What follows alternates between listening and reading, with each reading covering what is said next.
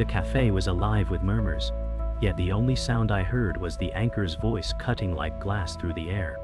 My name sprawled across the screen, a headline drenched in disgrace.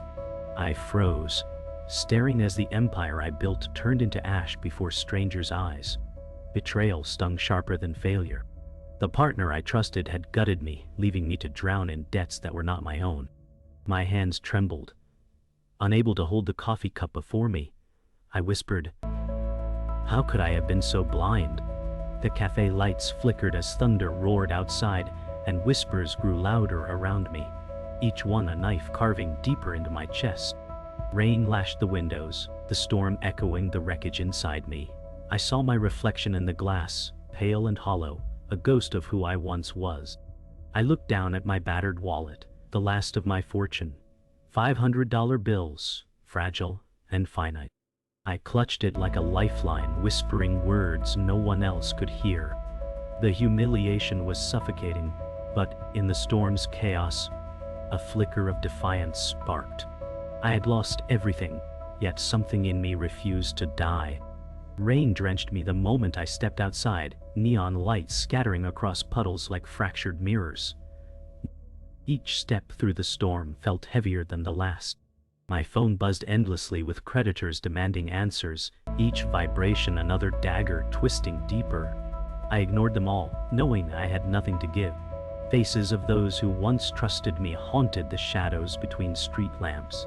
Shame pressed against my chest, yet my father's words echoed, "When everything is taken, only your will remains."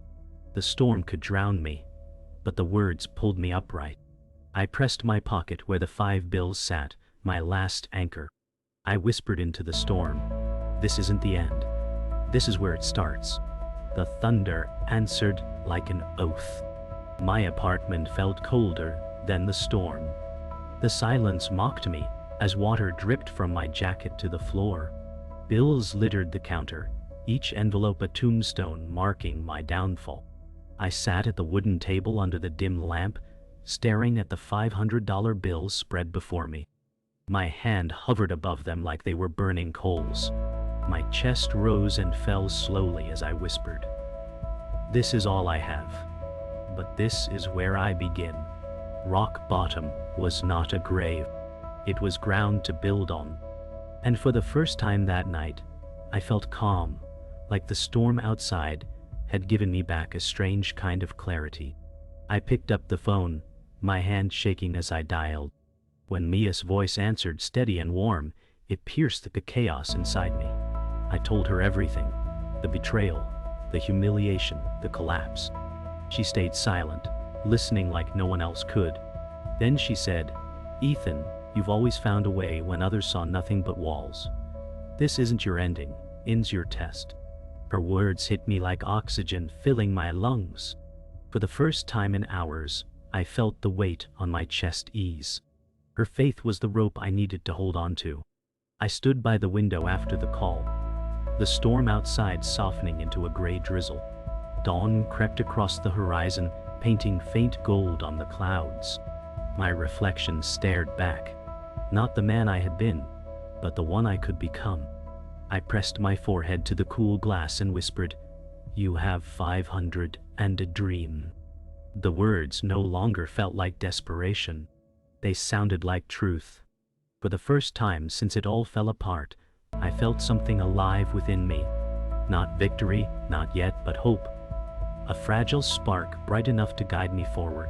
The morning light filtered weakly through gray clouds as I spread notebooks and pens across the small wooden table. My apartment still smelled faintly of damp clothes, but my mind felt sharper than it had in days.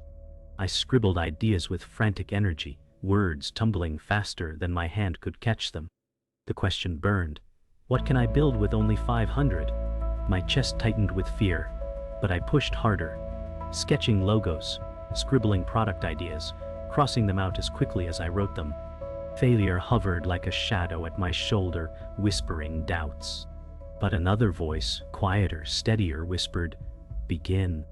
I imagined selling from the trunk of a car, starting online, knocking on doors if I had to. Nia's words replayed in my head, fueling me. Every sketch looked rough, imperfect, but alive. For the first time, I saw possibility instead of ruin. I whispered to myself, "It won't be easy, but this is where it starts." By afternoon, I stepped into a dusty second-hand shop, scanning shelves piled with forgotten machines and worn-out furniture. My wallet felt painfully light as I counted bills, imagining each dollar vanishing too fast. I ran my hands across tools and equipment, mind racing with possibilities. "Buy cheap, make it valuable," I muttered. The owner eyed me curiously as I tested an old camera stand, a portable cart, and a handful of supplies. None of it glamorous, but each piece whispered potential. My heart pounded as I handed over part of the 500, watching the stack grow thinner. Every dollar spent felt like stepping deeper into risk, yet also into freedom. I whispered, "This money isn't leaving me. It's transforming." The thought steadied me. For the first time in weeks, the weight in my chest loosened. Hell, I carried my purchases back home, arms straining under the weight. My apartment became a workshop overnight. The table was covered in scraps, fabric samples, and markers, while the floor filled with makeshift equipment. I worked until my fingers ached, sketching, cutting, reassembling. I laughed bitterly when the first attempt collapsed under its own weight, but I rebuilt it again, stronger. "Trial by fire," I muttered. Sweat rolled down my face, my hands trembling but alive. It wasn't perfect, far from it, but each failure made the vision sharper. The silence of the room filled with the rhythm of creation. The smell of glue, ink, and dust hung thick in the air, but it didn't matter.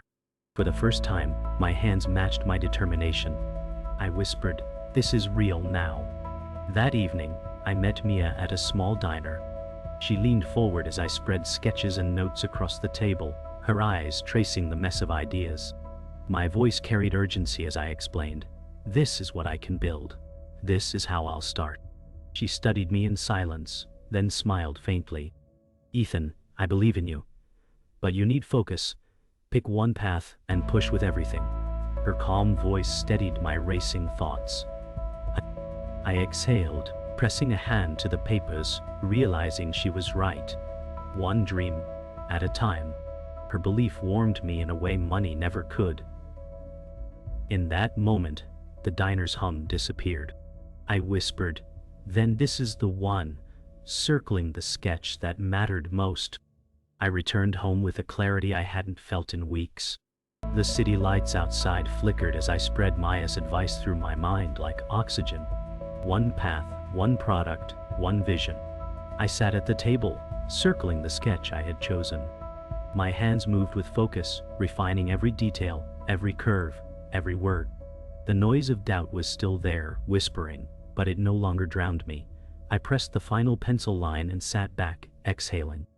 My body ached, but my chest felt light. I whispered, "This is where it truly begins."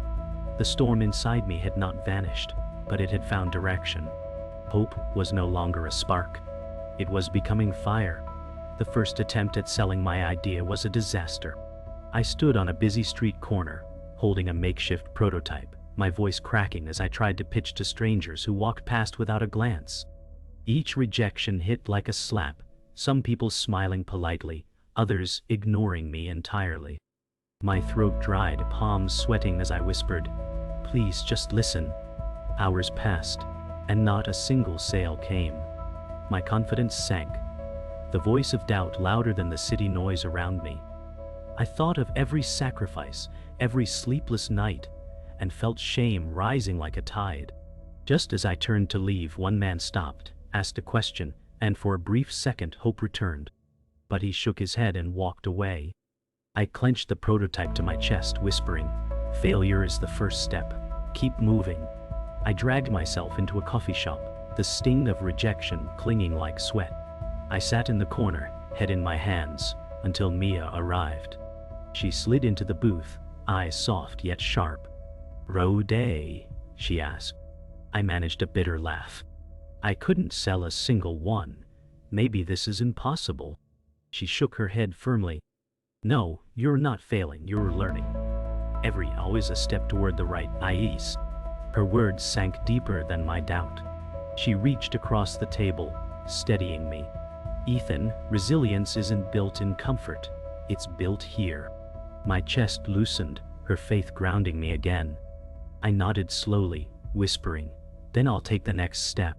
The next morning, I set up at a local market, the air buzzing with chatter and bargaining. My table looked bare, only a few rough prototypes displayed, but it was all I had. Fear gnawed as people passed by, glancing then moving on. Then a young couple stopped, curious, asking questions.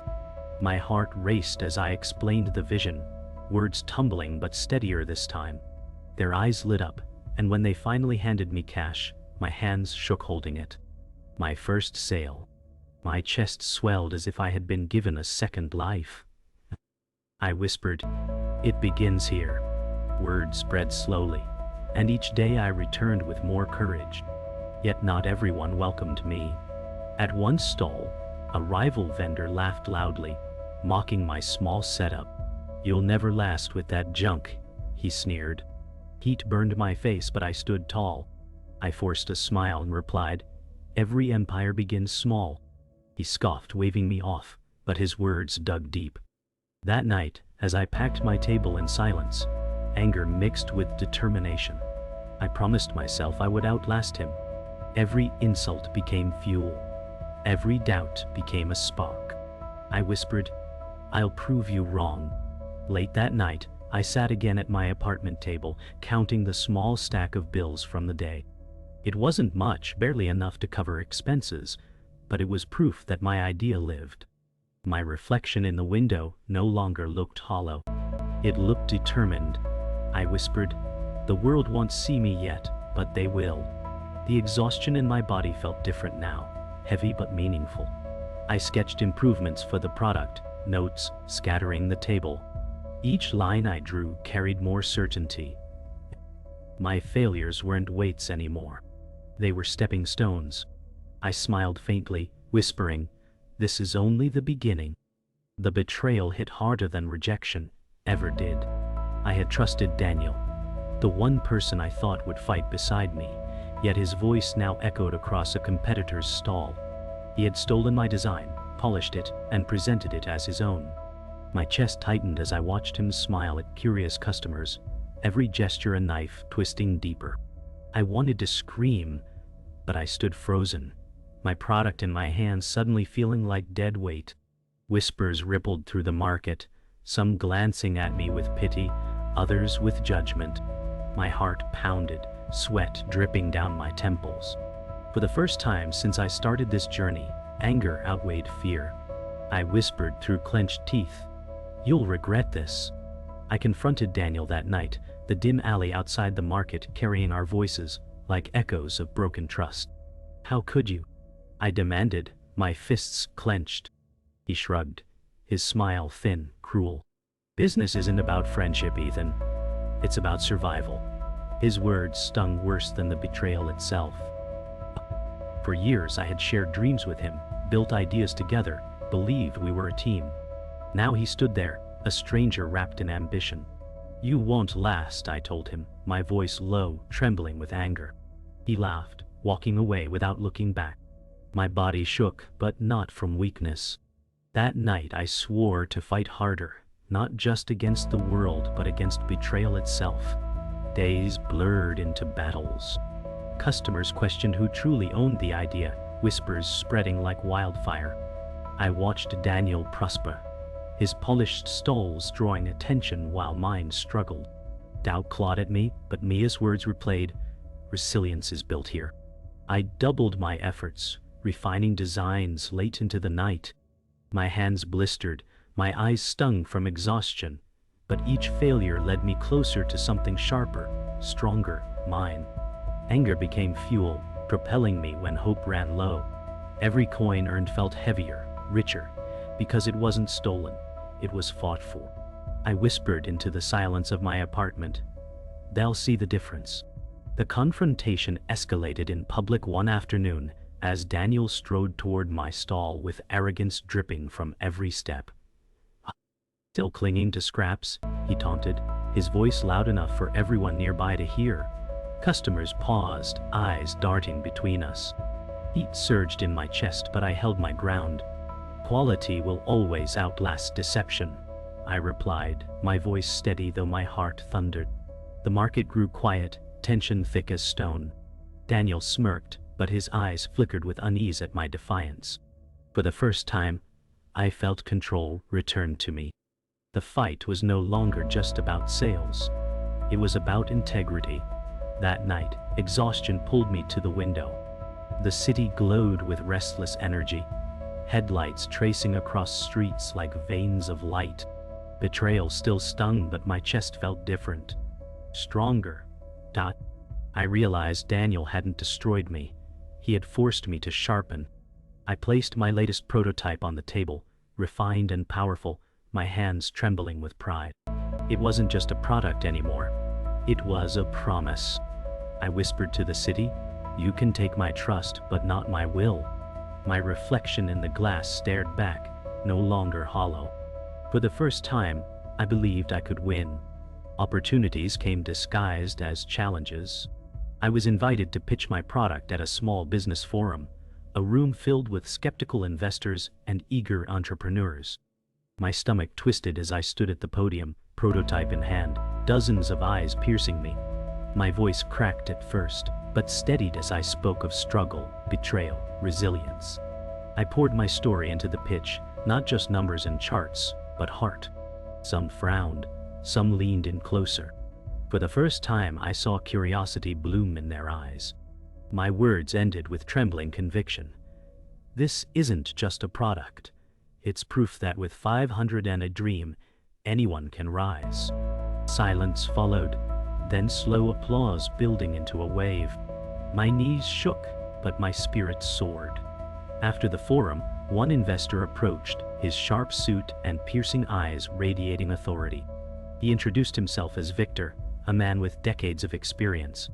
"You've got spirit," he said, "but spirit alone won't scale." His words were blunt, but his tone carried intrigue. He asked questions, tough ones about costs, growth, risks. My answers stumbled but grew steadier, and for every weakness he pointed out, I found resolve to improve. Finally, he smiled faintly. "I'm not convinced yet, but I see something here." That something kept me awake that night, scribbling new strategies until dawn. Back at the market, something shifted. Customers began returning, some even asking for more. Word spread about the quality, the honesty behind the product. Daniel's stall looked glossier, but whispers about his dishonesty began to poison his reputation. I sold steadily, each coin stacking not just money but momentum. I smiled at returning customers, grateful for their trust. Every handshake felt like a small victory, each nod of approval like fuel. The pain of betrayal no longer defined me, resilience did. I whispered as I packed up that evening, "This is how empires begin." The breakthrough came in a single phone call. A retailer wanted to test my product in their store. My hand shook as I held the phone, barely managing to say yes. I celebrated alone that night, raising a glass of cheap soda to the moment. "This is the door," I whispered. Yet I knew it was only the beginning of a harder climb. I spent nights perfecting packaging, refining designs, rehearsing presentations. Sleep became rare, but passion filled the gaps. Every detail mattered now, because I wasn't just surviving anymore. I was building something meant to last. The morning I delivered the first batch, the sun rose golden, painting the city with promise. I loaded the boxes into a borrowed van, each one heavy with more than product. They carried my blood, sweat, and belief. As I drove toward the retailer, my heart pounded, equal parts terror and triumph. Walking through the glass doors with my boxes stacked high, I felt like a soldier carrying hope onto a battlefield. The store manager greeted me with a firm handshake. "Let's see how this goes," he said. I smiled, whispering under my breath, "It will." The journey that began with 500 had finally stepped into the world. The day of reckoning arrived sooner than I thought. A large corporate competitor announced their launch of a similar product, polished and backed by millions. Fear coiled in my chest as people asked if I could survive. I sat in the back of a taxi on the way to a critical meeting, staring at my reflection in the window. Thought of losing everything again clawed at me. My hands shook, gripping the prototype as if it were my lifeline. I whispered, "This is bigger than me. This is proof." My phone buzzed with messages of doubt, but I silenced them all. As the taxi rolled through crowded streets, I breathed deep, remembering the storm, the betrayals, the failures. Each one had prepared me for this. The meeting room felt like a battlefield. Executives in sharp suits sat around a long polished table, their eyes cold and calculating. At the head sat Victor, the investor who had once doubted me. "You're here because you survived storms most daunt," he said. My voice trembled at first, then steadied as I presented.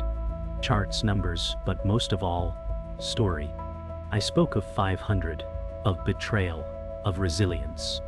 Silence fell, the kind heavy enough to crush. Then one executive leaned forward. "Your numbers are small, but your vision is clear. We'll back you." Relief flooded me. For the first time, I wasn't fighting alone. Success was not instant. The competitors' ads flooded the city, billboards towering above streets, their presence overwhelming. My tiny startup looked fragile in comparison. Yet customers began sharing stories of trust, of authenticity, of struggle they connected with. Each review, each returning customer became a shield against the giant. Late nights turned into dawns as I and my small team packed orders, our hands blistered but our spirits fierce. I realized the fight wasn't against size, but against indifference. People weren't just buying a product, they were buying the story of grit. I whispered, "This is how you win." The climax arrived at a trade show, the largest event of the year. Rows of booths dazzled with flashy displays, competitors towering with neon and glamour. My stall was small, simple, but mine. My hands trembled as waves of people passed by. Then, a journalist stopped, curious, asking about my journey. I spoke with raw honesty, no filters. My voice carried not just pitch but passion. Cameras flashed, videos recorded, and within hours, my story spread online. Messages poured in. "We see you. We believe in you." For the first time, the world wasn't laughing. They were listening. That night, I sat in a quiet hotel room, staring at the city skyline. My phone buzzed non-stop with notifications, articles about my booth spreading like wildfire. Investors who had once ignored me now wanted meetings. Competitors eyed me with new respect. Yet as I leaned back, prototype in hand, I felt no arrogance, just gratitude. The storm had not destroyed me, it had shaped me. I whispered into the silence, "This isn't the climax, it's the beginning of something greater." For the first time, the world's noise didn't define me. My will did. The morning after felt surreal. Newspapers carried my story, calling me the underdog who refused to quit. I walked through the streets as strangers nodded in recognition, some even clapping me on the shoulder. For years, I had been invisible, yet now, my journey was being seen. The fear that once caged me felt shattered. I whispered under my breath, "This is proof that dreams don't die, people just stop fighting for them." My steps felt lighter, my chest freer, but I knew the road ahead was still long. What mattered was that I wasn't walking it unseen anymore. I visited my parents, carrying the product in my hands. My father, who once doubted me, sat in his armchair, silent as I explained. My mother's eyes glistened as she touched the prototype, her hands trembling. "We worried you'd lose yourself," she whispered. I smiled, placing the box in my father's hands. His stern face softened as he finally nodded. "You proved us wrong, son." My chest tightened with emotion. For years, their doubt had weighed on me. In that moment, it lifted, replaced by pride. Family approval was worth more than any investor's signature. Months later, shelves across the city carried my product. I walked into a store and watched as strangers picked it up, turning it in their hands, placing it into baskets. My heart swelled. No pitch, no begging. The product spoke for itself. I stood at the end of the aisle, unseen, whispering, "It's real now." Tears blurred my vision, not from pain, but from fulfillment. Every sleepless night, every dollar risked, every betrayal endured, had led here. And though the shelves were full, I knew this was just the first step in a greater journey. At a small gathering, my team toasted with laughter and clinking glasses. These weren't just employees. They were warriors who had fought beside me through the storm. I raised my glass high. "This isn't my victory, it's ours." Their cheers echoed through the room. I looked at their faces, each one worn from effort, but shining with pride. For years I had walked alone, but now I saw the power of shared belief. Betrayal had once broken me, but loyalty rebuilt me. This was more than business. It was family forged in fire. As I stood on a rooftop that night, the city stretching endlessly below, I thought of the storm where it began. I whispered, "From 500 to this." My eyes burned, not from sadness, but gratitude. Betrayal, rejection, fear, all had shaped me. I wasn't just a survivor. I was proof. Proof that failure isn't final unless you quit. Proof that belief is stronger than money. Proof that dreams can start from nothing and grow into empires. The wind tugged at my blazer, the skyline glowing like a promise. I closed my eyes and whispered, "This is only the beginning."